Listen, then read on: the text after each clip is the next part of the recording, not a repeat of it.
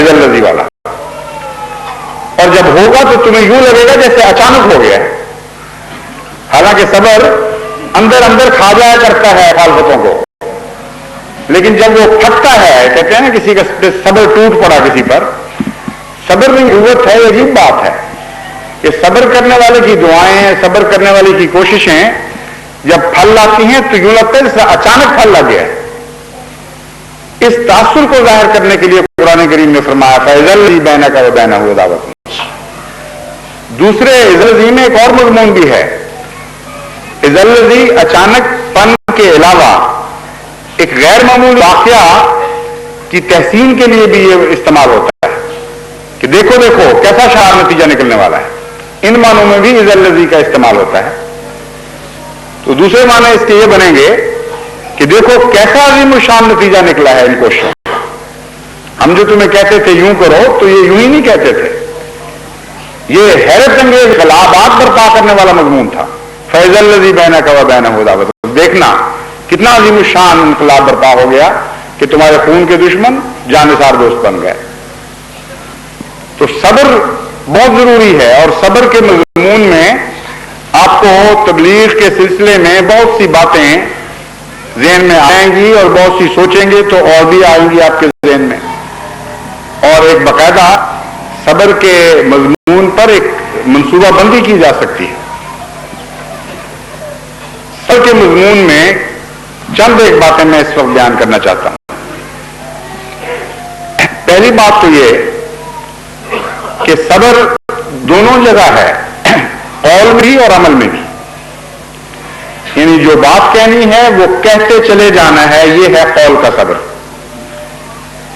और जो हुस्न अमल है उससे पीछे नहीं हटना, जितनी मर्जी आजमाइश सख्त होती चली जाए, तुमने अपने आमाल के हुस्न को बदी में नहीं तब्दील होने देना।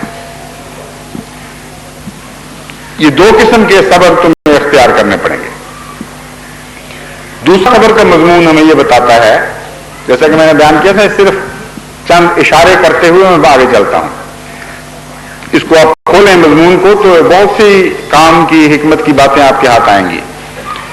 दूसरा सब्र का मजमून यह बताता है कि तुम तो मोहब्बत कर रहे होगे, वो तुम्हें दुख दे रहे होंगे, और उस दुख के नतीजे में तुम्हारे अंदर ऐसी कुव्वत पैदा होनी चाहिए जिससे तुम्हें यह गलबा नसीब होगा जिसकी तरफ हम तुम्हें बुला रहे हैं, या जिसका हम तुमसे वादा कर रहे हैं। वो कौन सी सब्र किस कुव्वत में ढला करता है, यह है असल सवाल।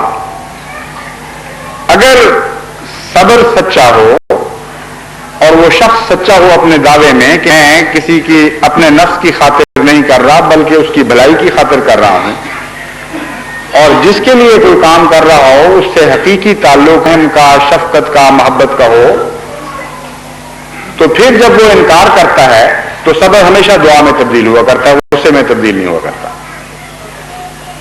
मां जब बेटे को नसीहत करती है और वो जिद करता है और नहीं मानता, तो कोई जाहिल मां होगी जो आगे से लानत डालना शुरू कर दे। वरना हमने तो यही देखा है कि माएँ फिर रोती हैं, रातों को उठकर लोगों को दुआओं के खत लिखती हैं कि मेरा बच्चा तबाह हो रहा है, अपनी जान हल्कान कर रही होती हैं। तो सब्र से जो अजीम शान कुव्वत पैदा होती है वो दुआ की कुव्वत है। तो अल्लाह ताला फरमाता है कि तुम मैं अपनी बातों पर और अपने नेक अमाल पर इन्हिसार न करना। जब इन बातों पर तुम सब्र करोगे फिर भी तुम्हें दुख दिए जाएंगे, और वो सब्र लाजमन दुआओं में ढलेगा, और वो दुआएं अजीम शान नतीजा पैदा करेंगी। चुनांचे हजरत मसीह मऊद अलैहिस्सलाम ने जो ये फरमाया कि बियाबान अरब में जो ये अजीब माजरा गुजरा कि सदियों के मुर्दे जिंदा हो गए और पुश्तों के बिगड़े इलाही रंग पकड़ गए, जानते हो वो क्या था? वो एक फानी फिल्ला की दुआएं ही तो थी। वो सब्र के नतीजे में पैदा होती है, और बेसब्रा तो फिर अपने दिल की बात गुस्से के जरिए निकाल ही लेता है। उसके आंसू कहां से निकलेंगे? गाली के जरिए जवाब देकर अपना दिल ठंडा कर बैठा हो, या सामने डरता है बात करने से तो पीछे आके घर में आकर वो हजार बुलबुल करे कि ये बकवास उसने की, ये किया और वो किया, उसको बेचारे को कहां से तौफीक मिलनी है कि आपको उठ के रोए? جب وہ یہ دیکھتا ہے کہ صرف خدا کی خاطر مجھے مار پڑی ہے، صرف خدا کی خاطر مجھے تکلیف دی گئی ہے، اور خبر رہتا ہے اور اپنی توجہ کو اپنے رب کی طرف پھیرتا ہے کہ اے اللہ میں تیری خاطر مارا گیا، میں تیری خاطر ذلیل ہوا، مگر میں صبر کرتا ہوں. ایسا اندر اندر اس کا دل گھلنے لگتا ہے کہ پھر جب وہ رات کو اٹھتا ہے تو اس کے آنسو بے اختیار نکلتے ہیں کہ میں کہاں جاؤں. ایاک نعبد و ایاک نستعین کی آواز ایسی درد کے ساتھ، ایسی بھوک کے ساتھ اٹھتی ہے کہ ہو ہی نہیں سکتا وہ مقبول نہ ہو.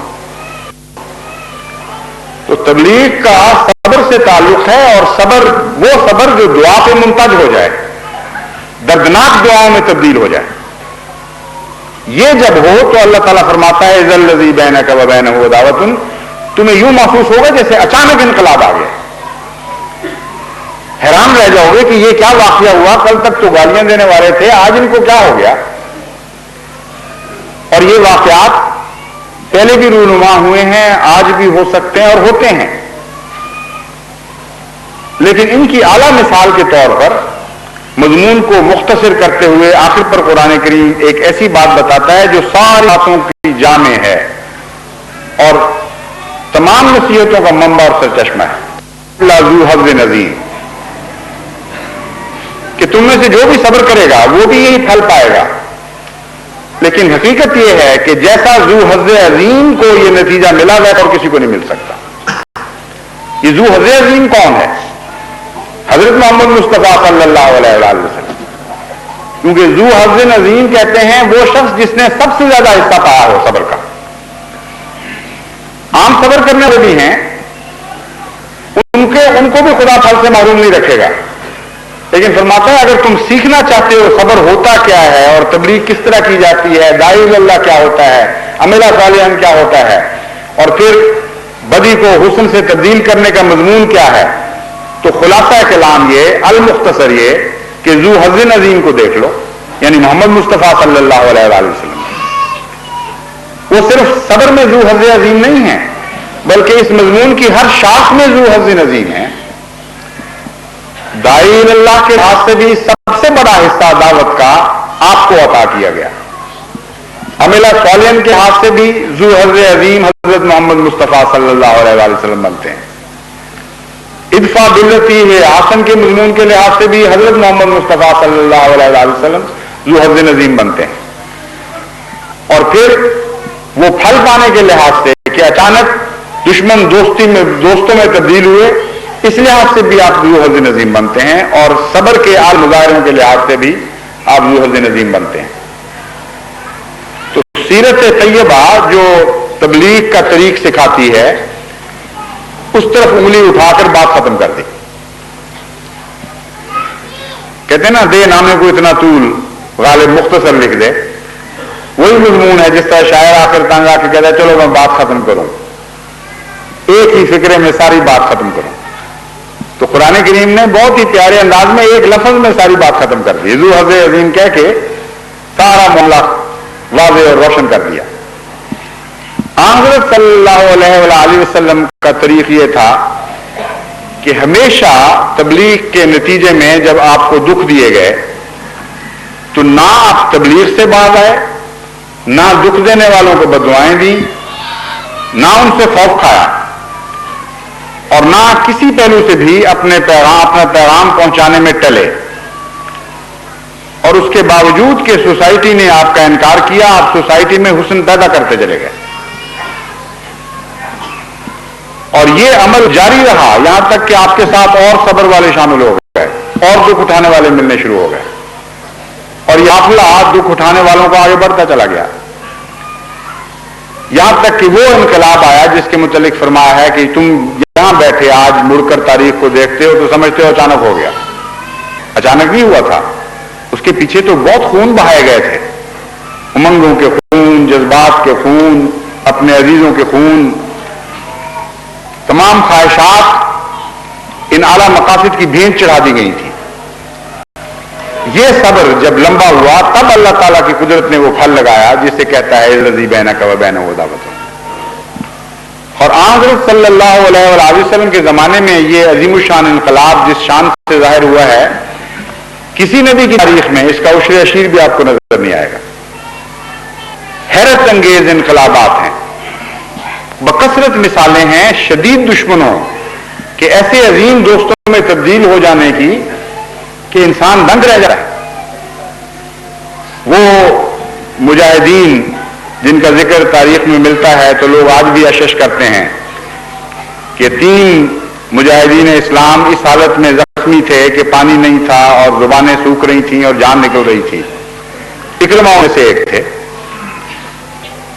تو جب پانی پلانے والا اکرمہ تک پہنچا تو اکرمہ کی نظر اپنے قریب ایک اور زخمی پر پڑ گئی اور اس نے اشارہ کیا کہ پہلے اس کو پانی پلاؤ پھر میرے پاس آنا،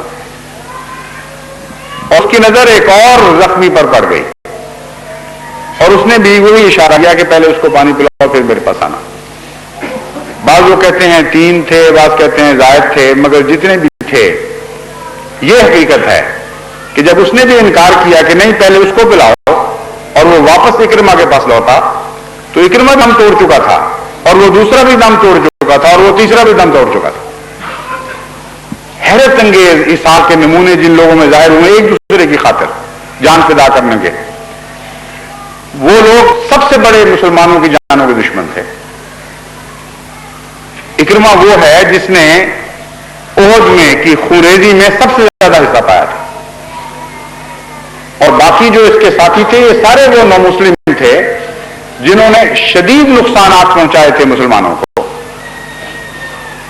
اور اب کایا پلٹی ہے کہ اپنی جان جا رہی ہے اور پیاس سے زبان تالو سے لگی ہوئی ہے۔ ایک گھونٹ پانی کو جب زخمی ترس رہا ہوتا ہے شدید گرمی میں تو یہ خیال کہ ایک مسلمان بھائی اور بھی پیاس سے تڑپ رہا ہوگا، یہ اس کو پانی نہیں پینے دے رہا خیال۔ کوئی معمولی قربانی نہیں ہے، عام پیاس کے وقت بھی جب پانی آتا ہو تو آپ کسی دن سوچیں اس بات کو کہ کس طرح دل چاہ رہا ہے کہ ہاتھ بڑھا کر میں تو پیوں، بعد میں دیکھی جائے گی۔